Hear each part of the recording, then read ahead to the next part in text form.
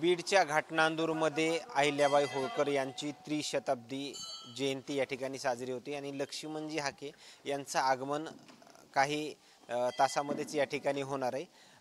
मात्र या जयंती दरम्यान कार्यक्रम कसे कसे पार पडणार आहेत, संयोजक समितीचे अध्यक्ष माझ्यासोबत आहेत, कसे कार्यक्रम पार पडणार आहेत। नमस्कार, मी परमेश्वर मुंजा वैद्य जयंती उत्सव समिती घाटनांदूर 300व्या जयंती निमित्त मोठ्या उत्साहाने साजरी होणार आहे। याच्यामध्ये रॅलीचं वगैरे स्वरूप गावामधून रॅली वगैरे काढण्यात येणार आहे। हां, रॅलीचं स्वरूप असं आहे की महात्मा बसवेश्वर चौक या ठिकाणाहून रॅलीचं निघणार आहे। तसेच छत्रपती शिवाजी महाराज चौक, मल्हारराव होळकर चौक, हजरत टिपू सुलतान चौक, जिजाऊ चौक या असंच सोमेश्वर मंदिर या ठिकाणी व्याख्यानाचा रॅली झाल्याच्या नंतर व्याख्यानाचा कार्यक्रम आपण सोमेश्वर मंदिर या ठिकाणी संपन्न होणार आहे।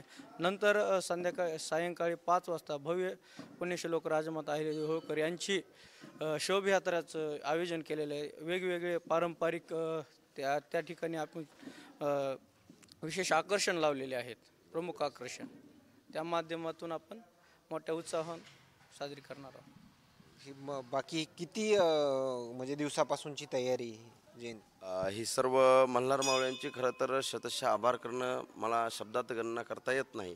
गेली 1 महिना झालं लक्ष्मण हाके साहेब ओबीसी समाजाचा मोरक्या हे येणार आहेत, त्यांना कळाल्यानंतर त्यांचा त्यांचा आनंद हर्ष हे त्यांच्या गगनात मावत नव्हता, म्हणून त्यांनी अतिशय दिवस रात्र हाके साहेबांच्या तयारीला लागलेले त्रिशताब्दी जन्मोत्सव अहिल्यादेवी होळकर अतिशय थाटात आणि माटात आणि बीड जिल्ह्यात एकदम आकर्षण सगळ्यांचं लक्ष वेधणारा हा जन्मोत्सव सोहळा संपन्न होणार अशी सर्वांनी विडा उचललेला आहे। गेली 22 दिवस झाले सर्वजण अतिशय परिश्रम घेताना सर्व मल्हार मावळे। धन्यवाद।